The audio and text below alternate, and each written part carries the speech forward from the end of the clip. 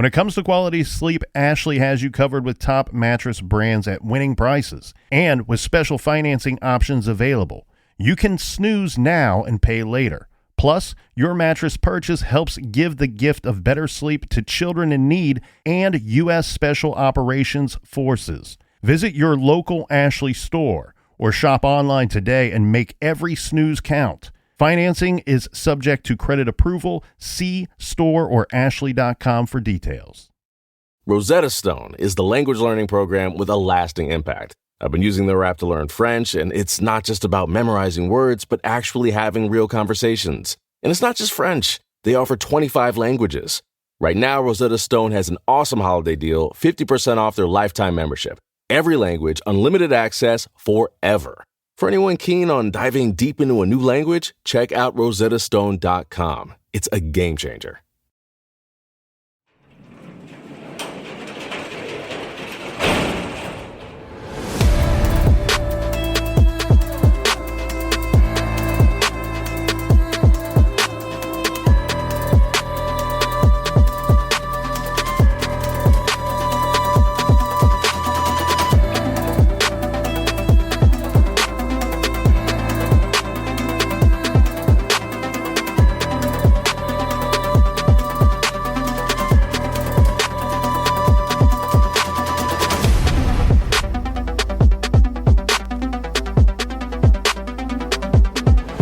Welcome to True Crime Garage. Wherever you are, whatever you are doing, thanks for listening. I'm your host, Nick, and with me, as always, is a man who was voted Camp Crystal Lake's favorite mama's boy. Here is the captain. Some say I can't be killed, but you guys know I've been brain dead for years. It's good to be seen and good to see you. Thanks for listening. Thanks for telling a friend.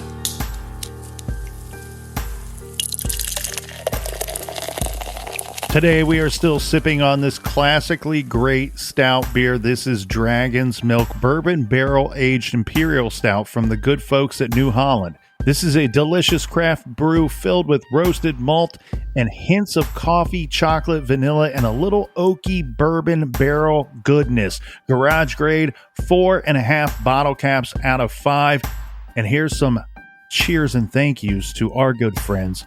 First up, a big cheers to Erica in Nampa, Idaho, who says, we are the only true crime podcast that she listens to. And a big we like your jib to Aaron Tucker from Charlottesville, Virginia. And last but certainly not least, we have Chris and Jen in Philly. You guys got yourselves one heck of a football team out there. Everyone we just mentioned, they went to truecrimegarage.com and clicked on the donate button, which helped us out with this week's beer fund. Yeah, fly, Eagles, fly. Okie Yoki was my nickname in high school. Make sure you check out our website store. It's hoodie season, baby. We got 3 new hoodies coming out at the start of next week, so make sure you are ready to order. And that's enough of the business. All right, everybody gather around, grab a chair, grab a beer. Let's talk some true crime.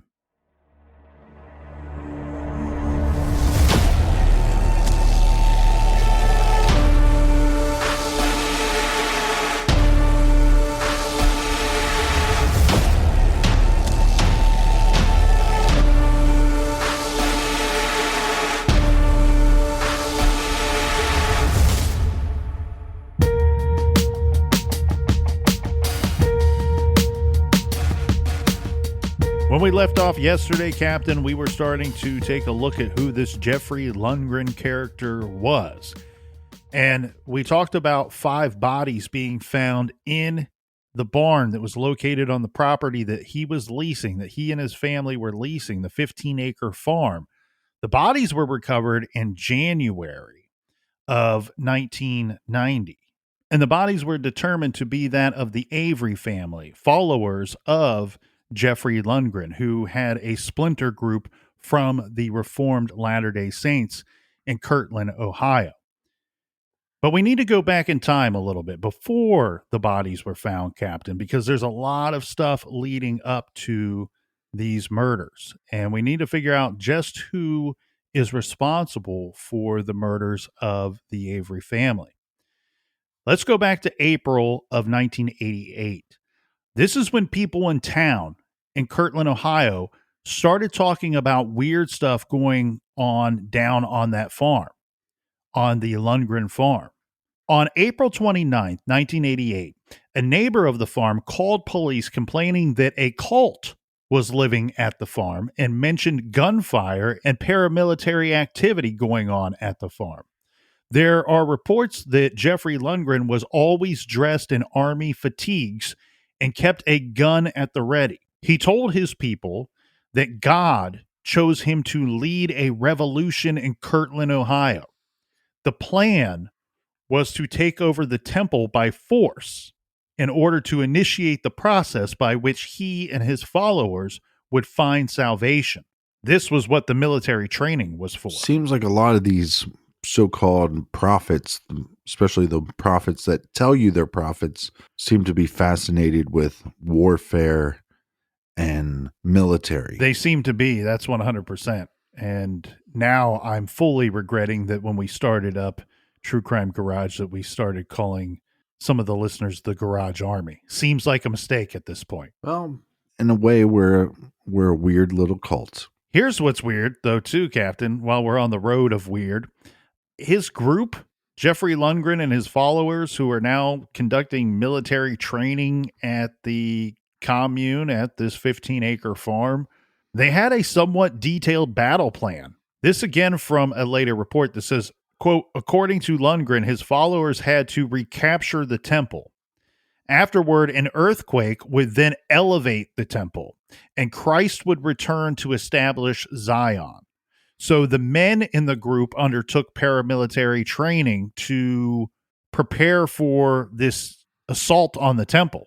And Jeffrey Lundgren picked May 3rd, 1988, his birthday, of course, as the date to recapture the temple, right? It's all got to be about him. And specific members of the Reformed Latter-day Saints were actually targeted for extermination.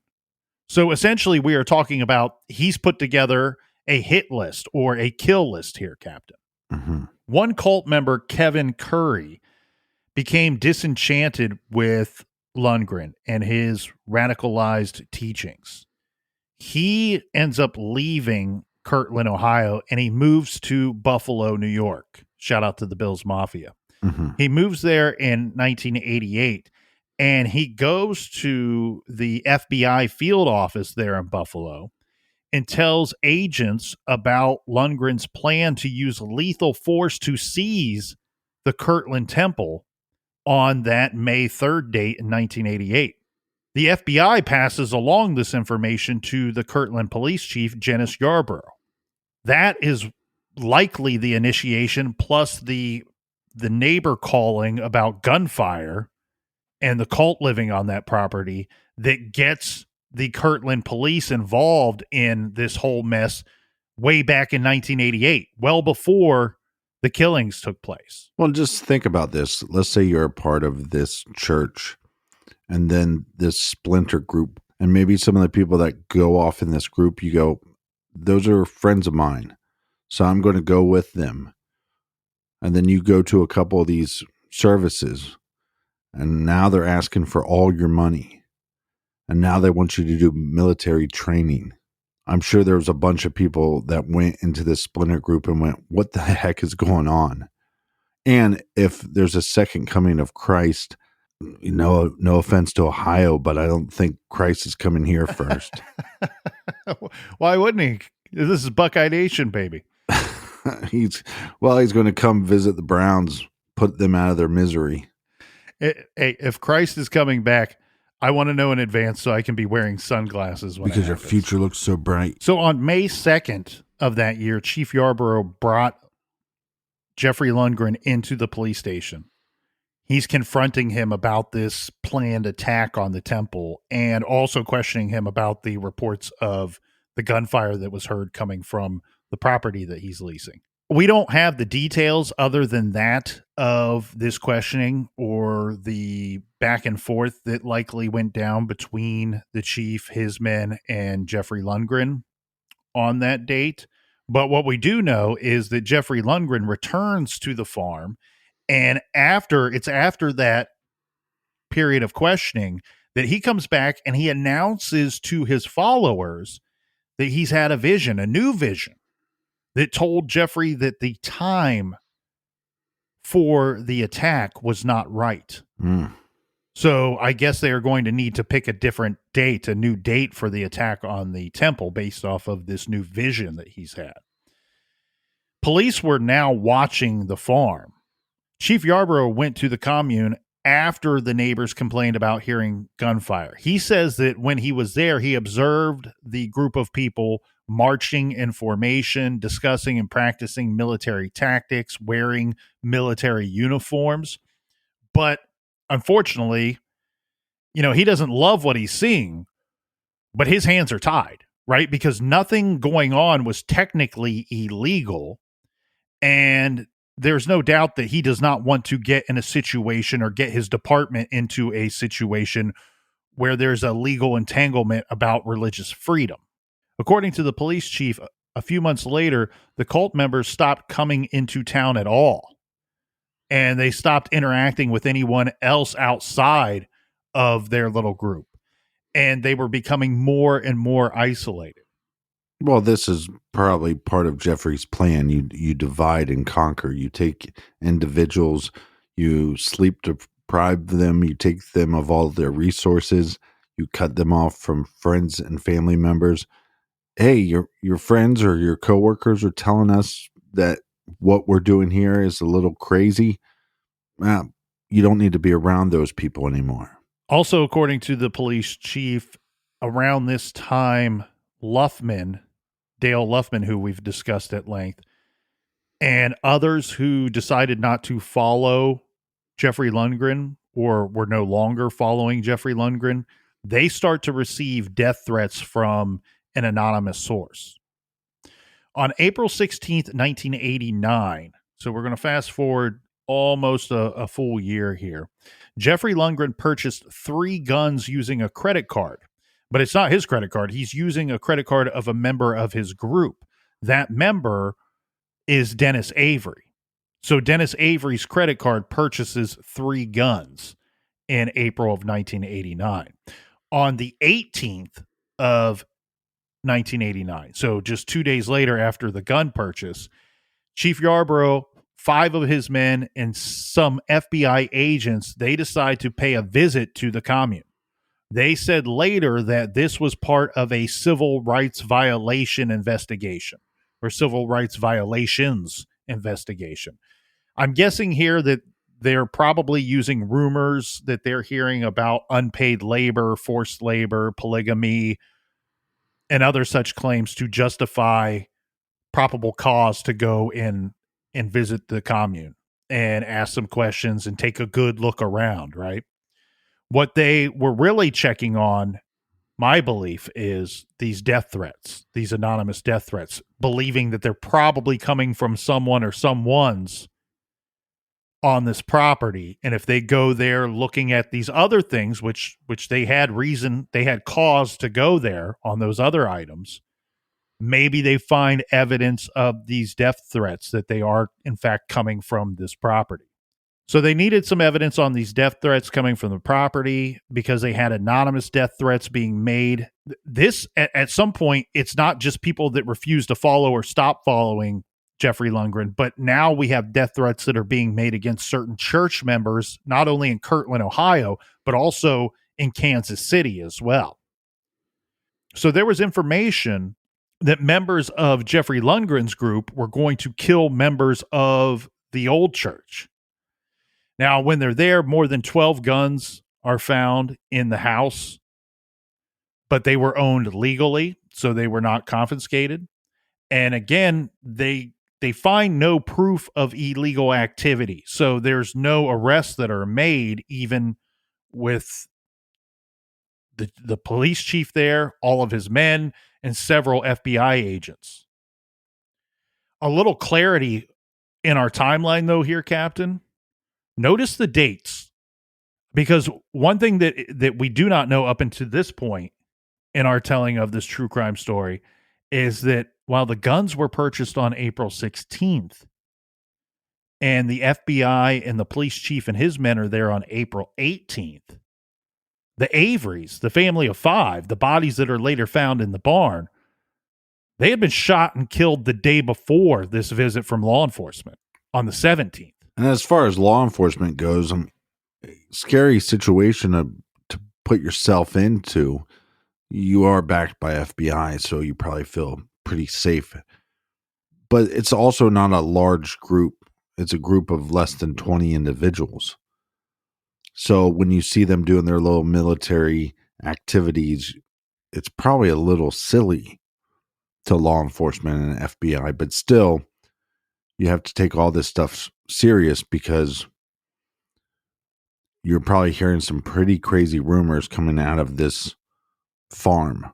Well, so when authorities, when they arrive on the farm, they find men in this group. They find them in the barn, but they find them on the other side of the barn from where the bodies were. Right. So had they gone and looked around in the barn a little more and gone to the other side, they may have noted the freshly upturned earth. But also at this time, you have to keep in mind, they have no idea that this group would be capable of murdering some of their own.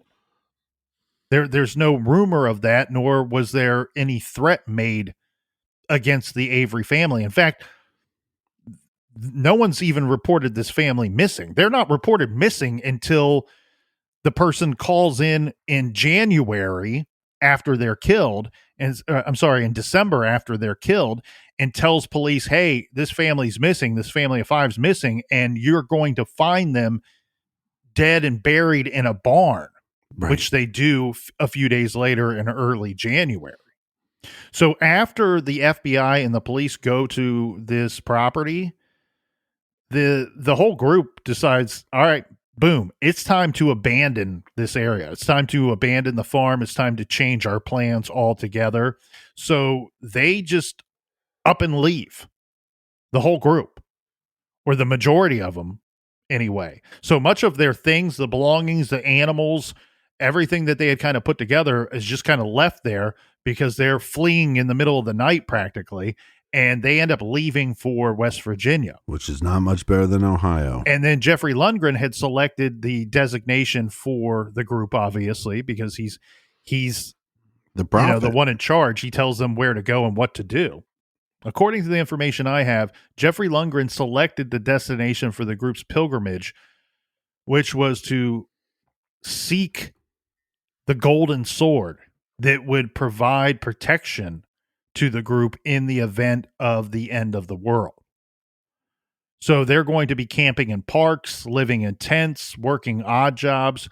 They're on the run. They're in another state, but they're essentially trying to keep on task with their general idea or mission as they had it. So they continued preparing their military plans for achievement of Zion.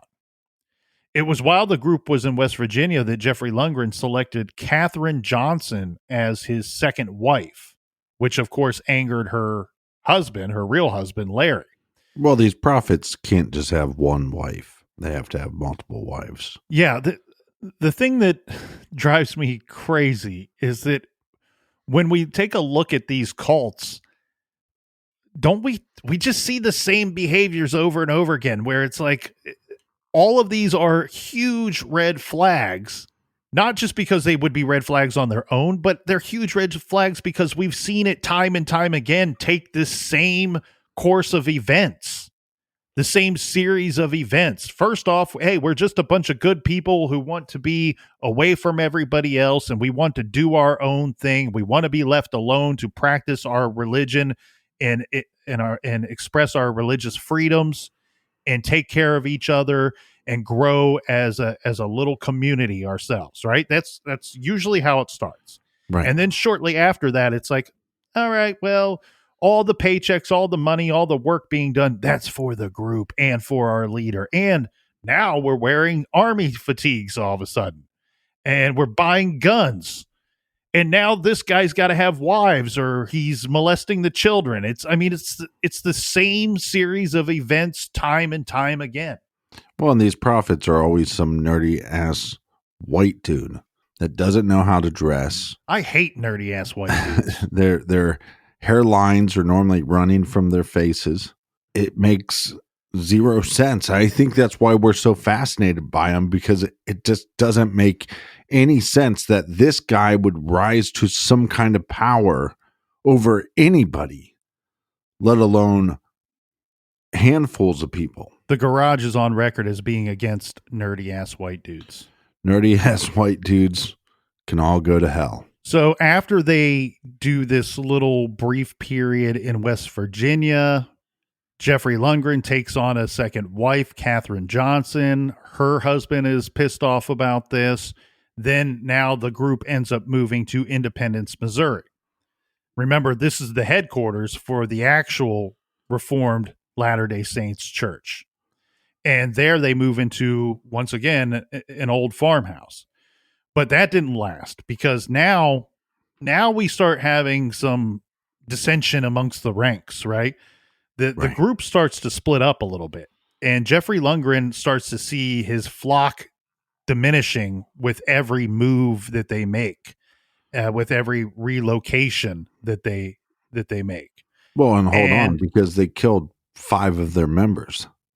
So that already made their group a lot less powerful. He and Alice, his actual wife, arranged for their 3 children to go to Alice's parents. And Jeffrey Lundgren, his wife Alice, one of their sons, Damon, and his new wife, Katherine Johnson, and a man named Daniel Kraft, they all go to California. My guess here, Captain, is that this appears to me that they are actively on the run from the law at this point. Right. I mean, they already were, but this is when the ship is sinking and you start tossing luggage overboard to avoid the ship from sinking faster. And so that's what I feel like this situation is. They're kind of sending everybody away. If you're not with us, who cares? And we're pushing other people away too. And this very small group of us, we're all going to go to California. Hold on. Maybe our cult could just be a cult that's against cults. We don't have a nerdy ass white dude be the leader. We don't wear army fatigues. We don't do military activities. We just kind of sit around and talk about true crime and drink some beer. And our temple, which is a garage. Meanwhile, while all of this is going on, keep in mind, no one has reported that the Averys are missing at this point. Everyone in Kirtland assumed that the family had actually left with the cult when the cult left. Right. It was now December 1989, and that is when the disgruntled cult member, Larry Johnson, remember his wife took off with Jeffrey Lundgren. He's the one that calls in the tip to the authorities in Kansas. He calls it into Kansas City, Missouri, and he tells them about the Avery murders, about the Avery family being murdered. Of course, Johnson is ticked off that Lundgren had taken his woman and was generally disenchanted with Lundgren and his grandiose proclamations and demands. So Johnson decides to rat him out, and thank God that he did. Now, after the bodies were found, police discovered that a .45 caliber semi-automatic weapon belonging to Jeffrey Lundgren had fired the bullets that they recovered. So Jeffrey Lundgren bought this weapon in 1987 and sold it in West Virginia in October of 1989. An article that came from the Cincinnati Enquirer just a week after the bodies were found blares, quote, "Cult deaths illustrate the limits of law's control." The article says that police had been watching the commune on the farm for 2 years and had been looking for a reason to make an arrest, but had no legal basis to do so. They were suspicious of the whole thing. The structure with the prophet at the top of the food chain, the handing over of the checks, the paychecks to him, the militant type behavior, all of the weapons, they were suspicious of this. They had placed the commune under surveillance and tried to question Jeffrey Lundgren about what was happening with the group. No doubt they viewed Jeffrey Lundgren as a complete bullshit artist and his followers as suckers, but until there are legal grounds for police to step in, they can't. There's no law against being a sucker. Chief Dennis Yarborough told the Enquirer, quote, "We did everything we could to come up with probable cause of criminal activity, but no law had been broken, and no one outside could have foreseen that the cult members would turn on each other."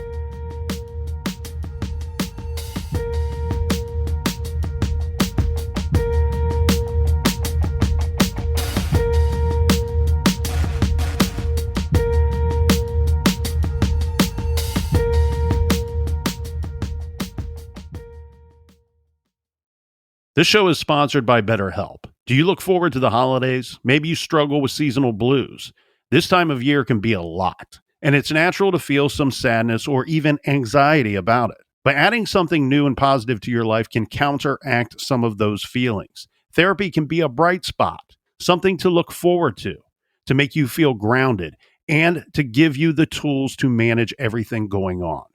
If you're thinking of starting therapy, give BetterHelp a try. It's entirely online, designed to be convenient, flexible, and suited to your schedule. Just fill out a brief questionnaire to get matched with a licensed therapist and switch therapists at any time for no additional charge. Find your bright spot this season with BetterHelp. Visit BetterHelp.com/garage today to get 10% off your first month. That's BetterHelp, HELP.com/garage. Rosetta Stone is the language learning program with a lasting impact. I've been using their app to learn French, and it's not just about memorizing words, but actually having real conversations. And it's not just French. They offer 25 languages. Right now, Rosetta Stone has an awesome holiday deal, 50% off their lifetime membership. Every language, unlimited access forever. For anyone keen on diving deep into a new language, check out rosettastone.com. It's a game changer.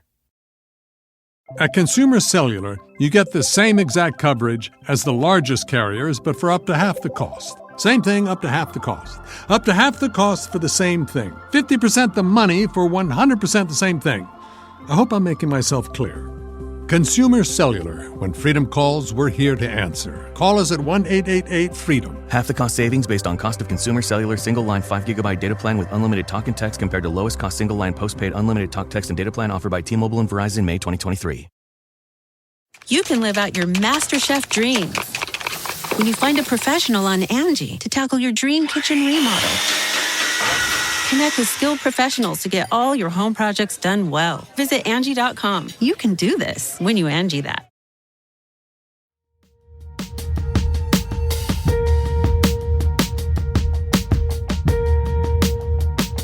All right, we are back, cult members.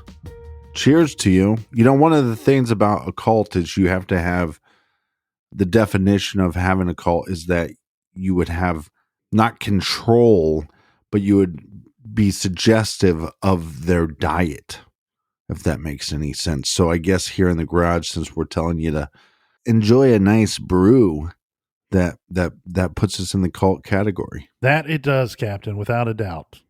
So now we have a family of 5 dead, shot and killed and buried in the barn, belonging to the leader of this little group. That leader, Jeffrey Lundgren, the bullets that killed them came from his .45. The people that assisted Jeffrey Lundgren in the murders were his followers, and the followers helped to bury the Avery family as well. Prosecutors, after they find these bodies, after they put together this evidence, they very quickly brought indictments against 13 members of the family very quickly. On January 5th, 1990, the charges were that Jeffrey Lundgren was the trigger man, but the others that were indicted were all people who were present when the Avery family members were shot and killed one by one in a ritualistic sacrifice or knew about the plan. Besides Jeffrey Lundgren himself, who was charged with 5 counts of aggravated murder and 5 counts of kidnapping, 4 of his followers were charged with the same charges as Jeffrey Lundgren. The others charged were Damon Paul Lundgren, age 19, which is Lundgren's son, a high school senior, Daniel Kraft Jr., a furniture builder, Ronald Luff, a forklift operator, and Richard Brand, a civil engineer. Others were indicted on charges of conspiracy to commit aggravated murder and conspiracy to commit kidnapping. These were Lundgren's wife, Alice, the second wife, Katherine Johnson, and 6 others. But here's what we have going on now. At this point, they bring these charges against these 13 individuals. They have some of these people in custody, but they don't have all of them in custody. Right. Because the group splintered off from each other. That's right. And remember, they're losing people as they go. They move from Ohio to West Virginia and then to Missouri, where they were last seen. Lundgren and a few of his followers, including his original wife, Alice, his second wife, Katherine Johnson, they're last seen in Missouri, but they don't know where this group went. But the good news here is that it doesn't really take very long to finally track them down. So 3 of the missing Lundgrens were arrested on January 7th at a motel near the Mexican border, this in the state of California. Then 3 days later, Katherine Johnson and Daniel Kraft were apprehended on the 10th near San Diego. So the remaining people that they were looking for are found in California. When police caught up with Jeffrey Lundgren and his band of followers, they were armed with an AR-15, 3 handguns, and multiple knives. So they are equipped with survival gear as well and clearly plan to evade capture and try to live off the grid as long as they could. But luckily for us, police caught up with them, and for them, it's over. They never got to Zion. Instead, they were all in jail. Judgment Day did indeed come for them, but it would be in the form of prosecutors, juries, and judges. Well, and like you said, where they were found, they're running from the law. They initially go to one place and with the lack of resources, go to another place. Then the group splinters off again, and then they're found in California. But where? By the border of Mexico, probably trying to flee into Mexico. Well, keep in mind, too, what we have here, Captain, and this is one of the more intriguing parts of the story to me, this true crime story. And it's smart, and it's also the right thing to do at the end of the day. Remember, they charged all of these people, 13 different people, with varying degrees of involvement in murder. That is likely to get them to all turn on each other, or at least turn on Jeffrey Lundgren, so that law enforcement and the courts can get the real story of what happened to the Avery family. Right. So that plan worked. Of course it did. These people, many of them who they quickly rolled over on their fallen prophet, Jeffrey Lundgren. Well, these people are easily suggestible people. So we will learn what actually happened here, and we're going to go into the details of that. Let's get it. Now, remember when the police showed up, they bring Lundgren in for questioning, and then he comes back and he's saying that he's had a new vision and that we need to change the date of the attack on the temple, of seizing the temple. Right.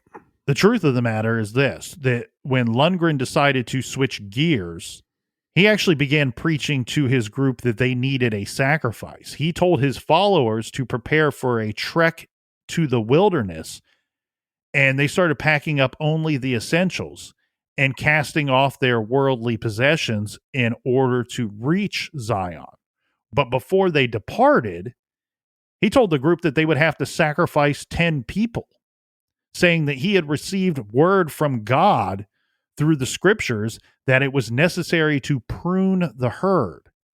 And then later he downgraded this number to 5 after another vision that he had. Well, once he did the math and realized if I kill 10 people, then I don't have any followers. He told his cult following that the end of days was very near, and to ensure their salvation, they had to make a human sacrifice. But he left one family out of his plan for leaving the area and going into the wilderness. And they, in fact, became his secret target. This would be the Averys, the family of 5, the Avery family. He basically turned all the other cult members against the Averys, telling them that their death would be spiritually cleansing and protection from Armageddon. The prosecutors on this heinous case said that the Averys were selected to be the sacrificial lambs because Jeffrey Lundgren saw them as less committed to the cult as the other members. This because they refused to live on the farm with the other group, with the rest of the group, retaining their own residence in town and even keeping some of their own money that they earned. Apparently, Jeffrey Lundgren did not like Dennis Avery and thought that Cheryl Avery, the mother and wife, had too many rights for a woman. And he was generally pissed that they weren't following his every word and obeying his orders. How dare they live in their own house? How dare they keep some of their own money? How dare they give rights to the women in their family?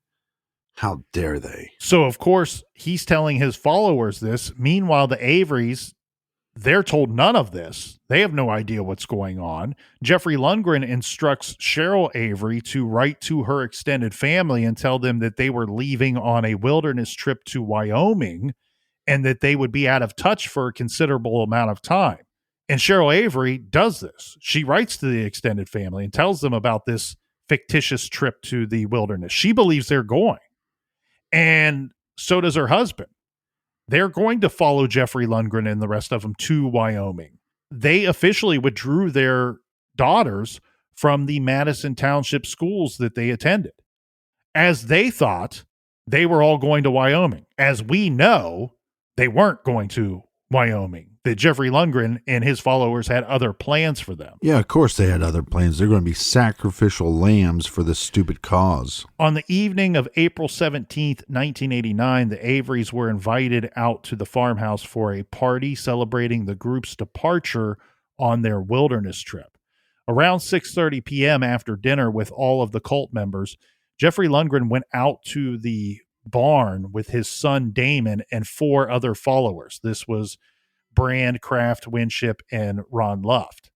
The Averys stayed inside the house with the women and children of the group. The burial pit had already been prepared. They dug this thing out days earlier. Let's be clear here. Many of the members of this commune, but not the Averys, knew this was coming and had prepared for it in advance. They decided that they were going to use a chainsaw to hide the sounds of the gunshots. So they're out there buzzing a chainsaw. Now, this is all from the Huffington Post, and a little warning here, it's hard to take. Some of these victims are children. The article reads, one by one, the Avery family members were brought into the barn. Dennis was first. They probably told him that he needed to attend a meeting of the male members of the cult. But once he got out in the barn, they bound his hands and after a scuffle tossed him into the pit. This isn't necessary, Dennis cried out. According to police, he cried out, please, this isn't necessary. Then Jeffrey Lundgren shot Dennis twice. Cheryl was next. They probably told her her husband needed her or something. When she was brought in, according to Ron Luft, who later gave an interview about this, Luft placed his hand on Cheryl's shoulder and solemnly said, just give it up. It'll be easier this way. Just let go. Cheryl must have been in shock because she silently allowed the men to tie her hands and put her in the pit where she was then shot 3 times. Well, just imagine the terror and the horror that's going through their little kids at this time period, probably seeing their parents tied up and taken away. And like you said, to cover up the sound of a gun, which you probably still heard the gun if you're in close range, but you have this constant buzzing of this chainsaw. I mean, this is horrific. Well, it is horrific, but keep in mind, they're none the wiser. They're leading these individuals out to the barn one at a time. And they're attacking, tying them up, and then shooting them one at a time. Right. So when when the father, Dennis, goes out there, he has no idea that they're going to attack and kill him. And then when they go in and ask Cheryl, hey, can you come out to the barn? Dennis needs you for something. She has no idea what she's walking into. At this time in the attack, the Avery children are still inside playing video games. And Luff, he then returns to the farmhouse and he retrieves Trina, the oldest of the three, mentioning a game of hide and seek inside the barn. He gets her to go to the barn with him under this ruse. Trina was then bound at the wrist and lowered into the pit next to the bodies of her parents. The first bullet, police said, grazed her head, and then the second pierced her skull, killing her instantly. Afterward, Luff escorted Becky to the barn and helped place her on top of her dead mother. The girl was shot twice, once in the thigh and once in the chest. She did not die instantly, and members of the cult would later tell police that they listened to Becky struggle to breathe as Luff exited the barn. Luff exited the barn to go back into the farmhouse to retrieve the youngest of the children. 7-year-old Karen playfully climbed on Luff's back for a piggyback ride to the barn. Once inside, she was bound and lowered into the now blood-stained pit. As she sat next to her sisters, the little girl was shot in the chest and the head. Yeah, this is not a religious group. This is a group of savages. Lundgren said at the time, quote, "It had to be done. It was God's will." After the murders, the men covered the bodies with lime to speed up the decomposition, filled the pit with stones and dirt, and returned to the farmhouse for a prayer meeting. Jeffrey Lundgren asked some members of his cult to help him research how to change his identity, and this is when they started to get ready to leave. Now, as we said, Captain, we have all these charges against these other individuals, and of course, the idea here is to start getting some plea deals with many of these members that were charged, because the goal ultimately for the prosecution will be to convict Jeffrey Lundgren and sentence him to Ohio's death row. The trials were all held separately, and we are not going to get into the trials, but there are a few things of note. Would have been cheaper if we just would have buried them in a pit. One, at her trial, Jeffrey Lundgren's wife, Alice, came up with the defense that she had stayed with Lundgren because she was afraid for herself and her children, and she cried throughout her testimony. And at her trial, the jury went and toured the barn, and she cried during this tour as well. According to some sources, there may be some evidence that Lundgren abused Alice, but note that she was not the one who called the tip into police, nor did she try to help the Averys in advance of their murder. So, of course, the judge was not impressed, and Alice got 5 life terms in prison. Well, we have to remember that they sat there in the graves for almost a year. So it's not just that the murders took place and there was a couple days that went by and she didn't call in. It's over 8 months before it was called in. Yeah, that's many days and nights that you had freedom, that you had a life, that you were around your loved ones where this family wasn't. And well, on top of that, 3 children, there's no excuse. And another member of this Lundgren family, of the actual Lundgren family, Damon Lundgren, was only 19 at the time of the murders. He was charged with murder as well. There was over 500 people who knew him from school that went on to sign a petition for leniency in his case, stating that he was a good kid. But witnesses testified that Damon was present during at least 20 different discussions leading up to the killings of the Averys. 20 different discussions. This is 20 different meetings where Jeffrey Lundgren's explaining to his group that, or a small section of his group, that we are going to kill these people. Here are the people we are going to kill. Now let's start planning how we are going to kill them and get away with it. Yeah, this one's a little difficult for me because his parents were supposed to protect him, supposed to raise him. Obviously, they were not doing that in a healthy environment. If there was abuse happening, I couldn't imagine where this kid's mindset was with all this abuse, with all this rhetoric of my father is a prophet. I mean, he had to be completely brainwashed. Well, in this case, remember all the trials were separate.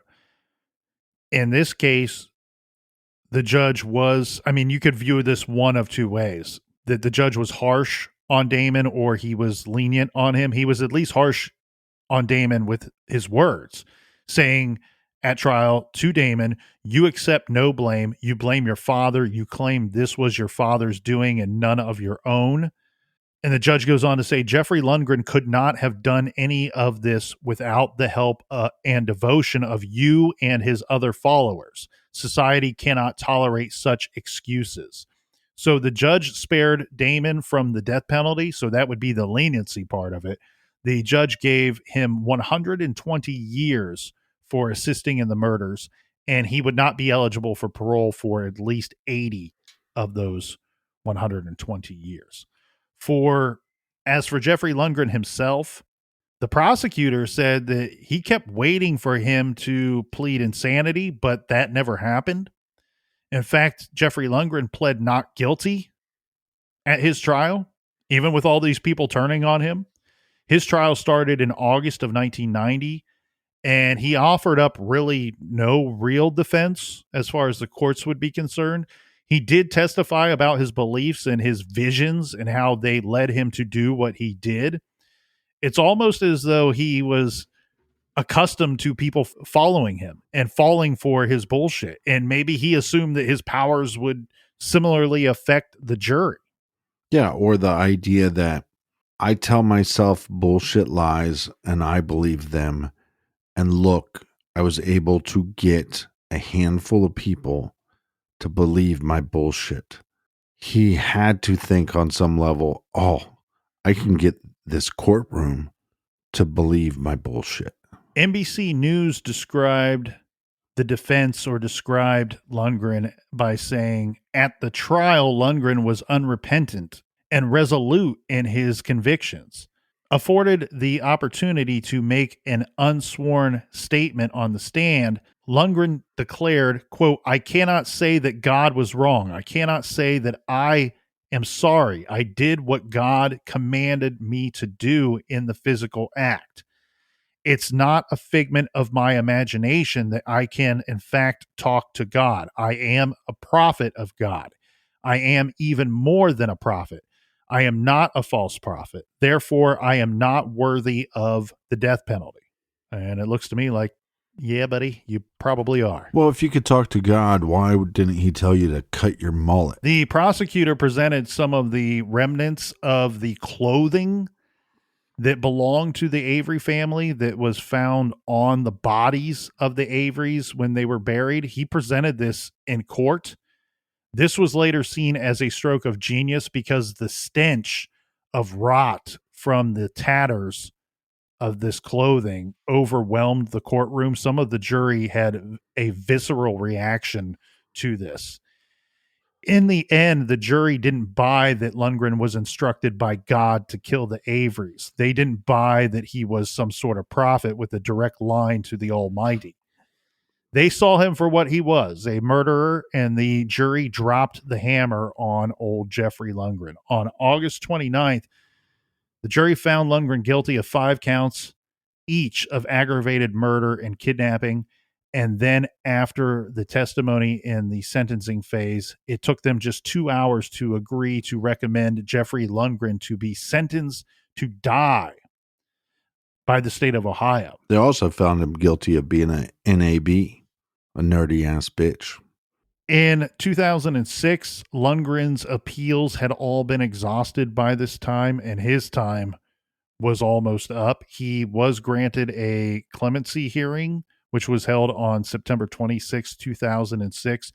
We don't need to get into all of the points that was made by the prosecutors in opposing clemency. Look, this dude killed a family of 5 with pre-planning and intent, period. That's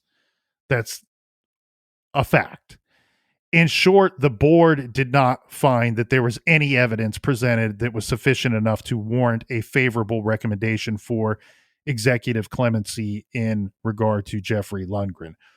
On October 24th, 2006, Jeffrey Lundgren was executed by lethal injection at a Southern Ohio correction facility.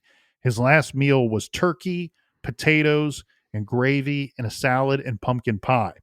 His final words, as reported by the Cleveland Plain Dealer, were, quote, "I want to profess my love for God, my family, my children, and my beloved Catherine," he said while staring at the ceiling.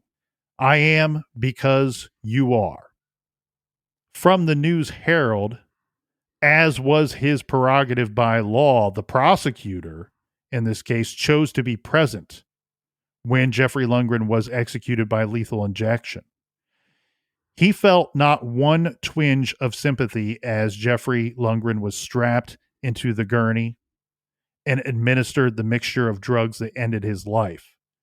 And he said the guy was a grifter and a cold-blooded murderer. He deserved to die. Later, prison officials said that Jeffrey Lundgren had been so certain that he would win a delay that he napped much of the morning. The self-proclaimed prophet, who was once surrounded with loyal followers, died with no family members or friends among the witnesses. No one claimed his body.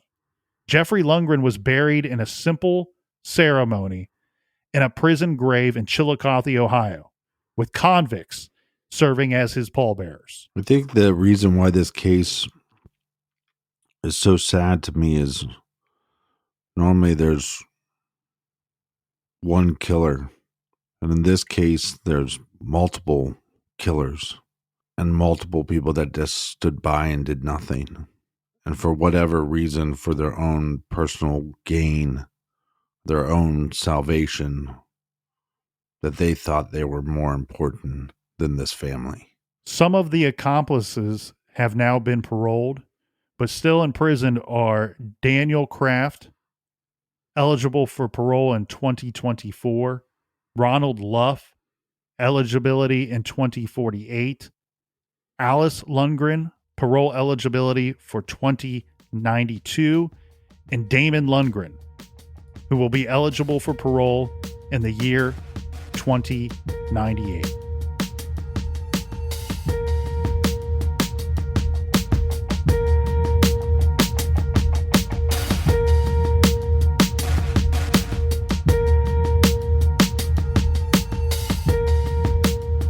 Want to thank you guys so much for listening to our show, our little garage show. We would be nothing without you. Make sure you share these cases on social media to spread the word. Colonel, do we have any recommended reading for the beautiful listeners? This week, I'm very excited to be recommending I Don't Like Mondays, the true story behind America's first modern school shooting by N. Leigh Hunt. Guys and girls, you're going to want to check this one out. This is the story about Brenda Spicer, who was a seemingly average teenage girl living in a nice suburban neighborhood, and she made and executed plans that would place her in infamy and set a violent and terrifying national precedent. This is considered to be one of the first American modern school shootings. Check out the book, I Don't Like Mondays by N. Leigh Hunt. You can find that great title and many more on our recommended page on our website, truecrimegarage.com. And make sure you are subscribed to the show. Many of you are listening and not subscribed, so make sure you subscribe to the podcast. And until next week, be good, be kind, and don't litter.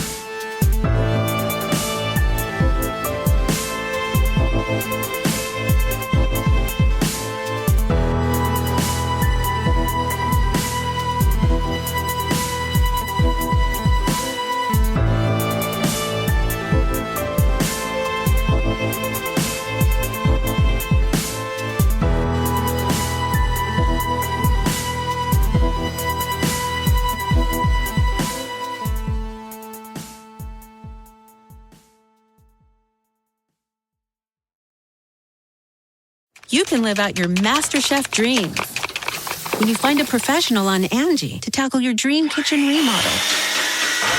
Connect with skilled professionals to get all your home projects done well. Visit Angie.com. You can do this when you Angie that.